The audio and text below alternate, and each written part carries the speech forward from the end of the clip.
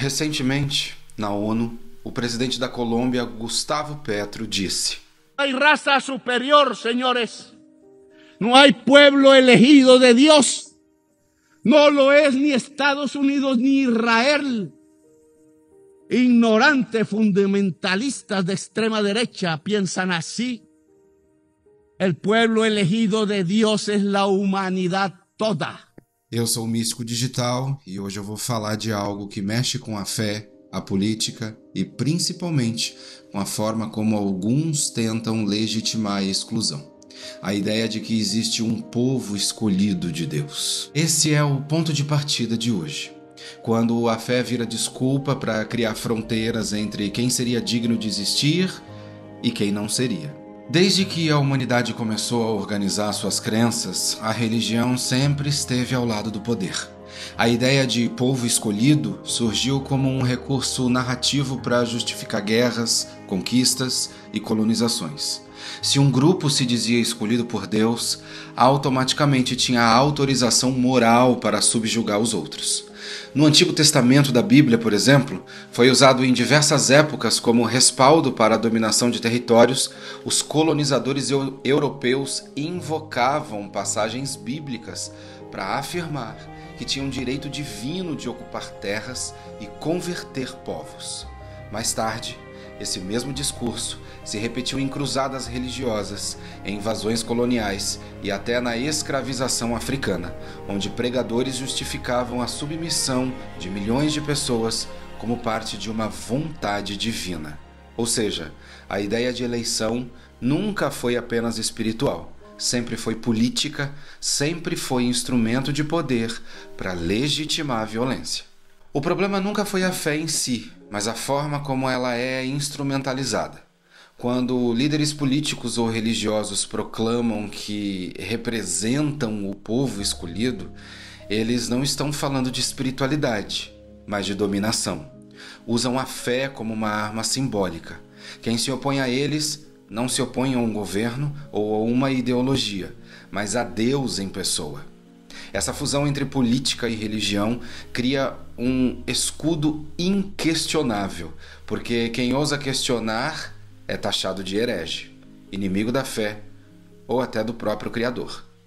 Foi assim nas cruzadas, quando matar em nome de Deus era considerado sagrado. Foi assim na colonização das Américas, quando a catequese justificava genocídios inteiros.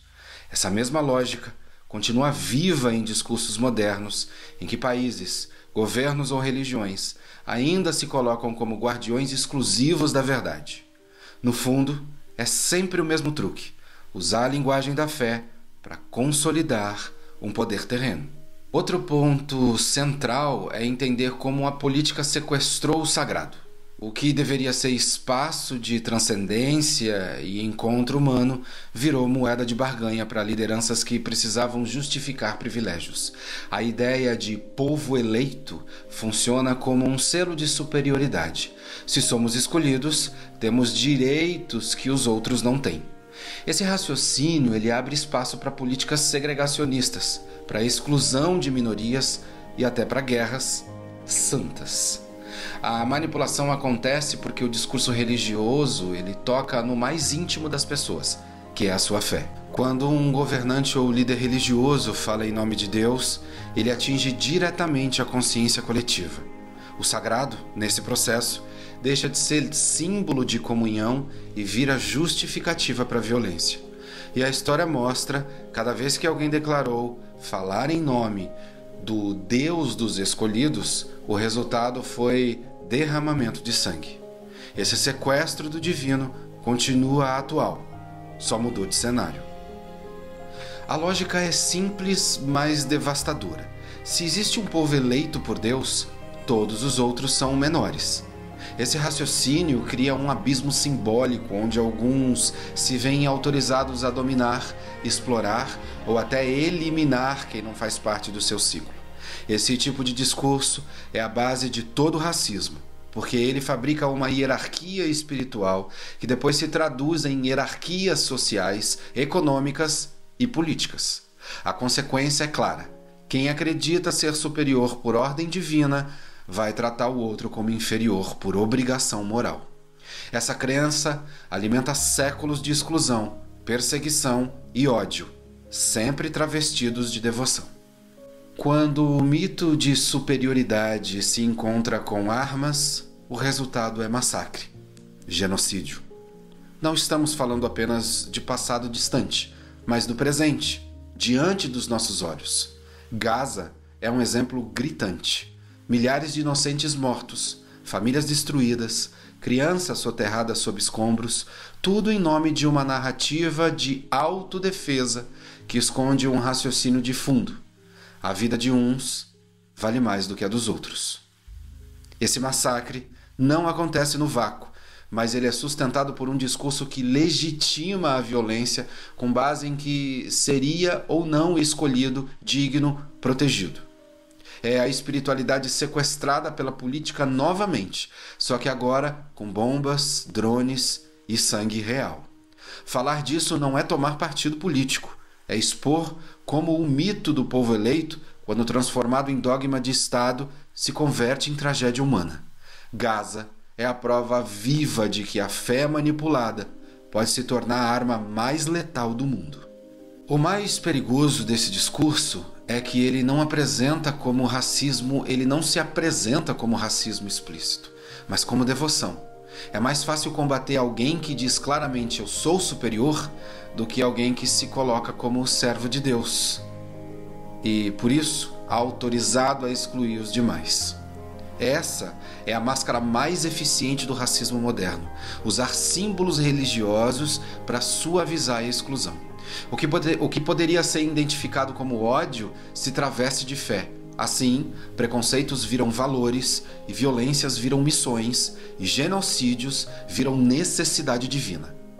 Quando não se percebe essa máscara, a sociedade cai no engano de aplaudir a intolerância como se fosse espiritualidade. Por isso, é essencial rasgar essa cortina e revelar: não é fé, é racismo disfarçado de fé. Se existe algo comum às tradições espirituais mais profundas, é a noção de que a vida é sagrada em si mesma. Nenhuma divindade cria seres humanos para serem inferiores, descartáveis ou marginais. A ideia de hierarquia espiritual entre povos ou raças é, na verdade, uma distorção produzida porque tem sede de poder.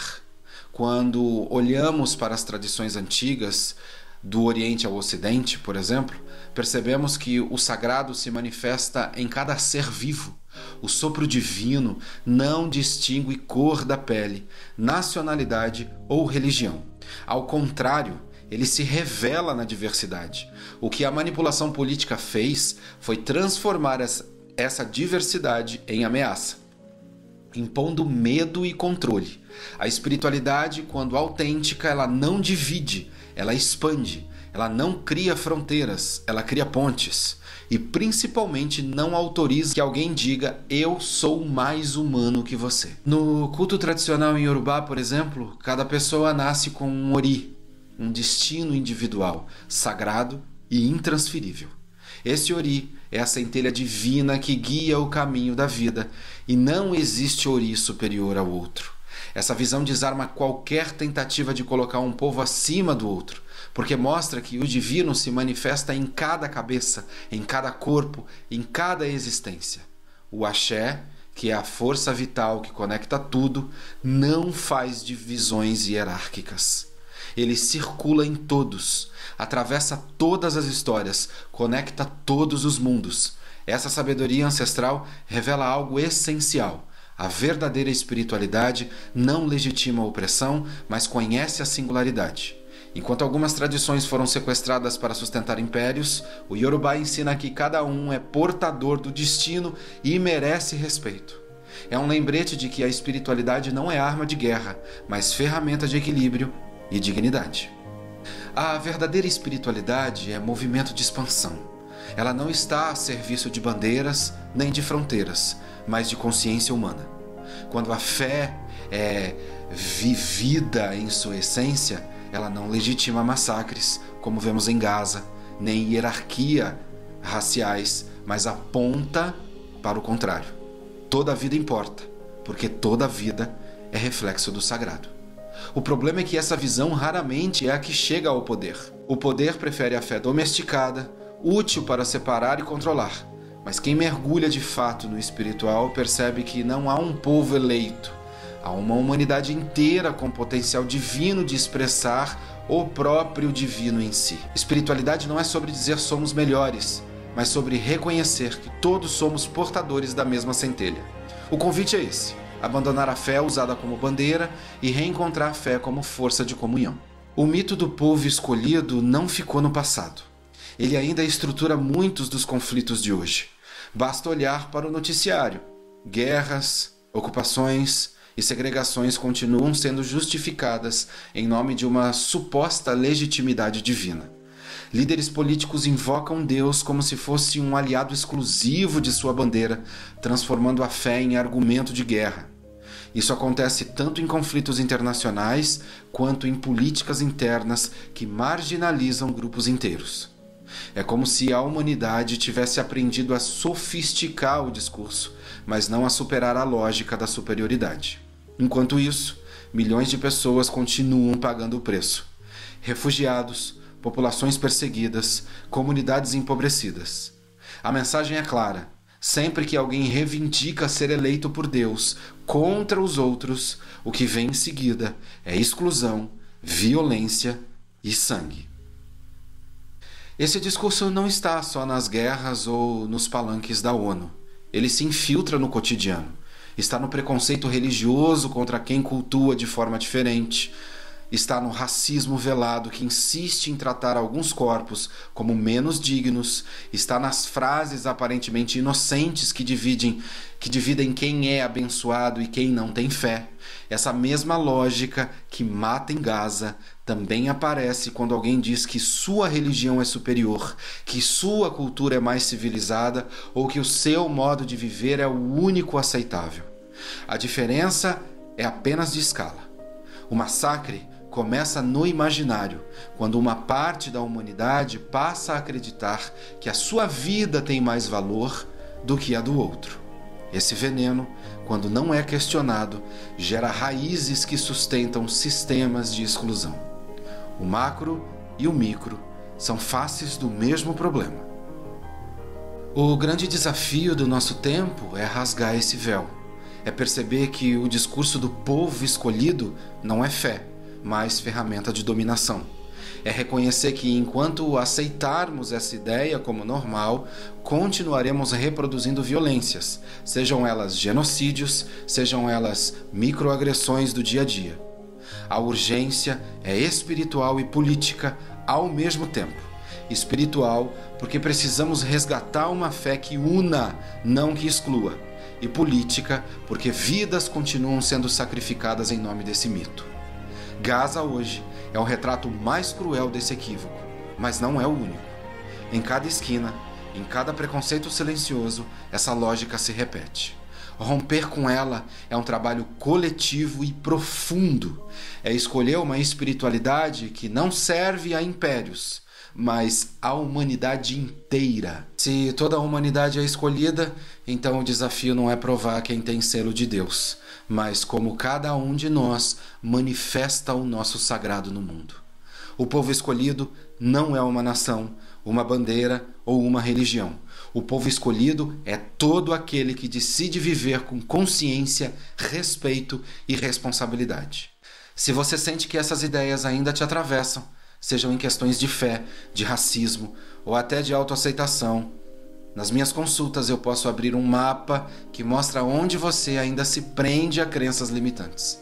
O tarô e a astrologia, eles não estão a serviço de separar ninguém, mas de mostrar como você pode viver uma vida mais próspera, livre e verdadeira. Porque prosperidade não é privilégio de um povo só, é direito de toda a alma que existe. E antes de encerrar, um pedido sincero. Se essa mensagem faz sentido para você, curte esse episódio, segue o canal, compartilha com alguém que precisa ouvir isso e deixa seu comentário.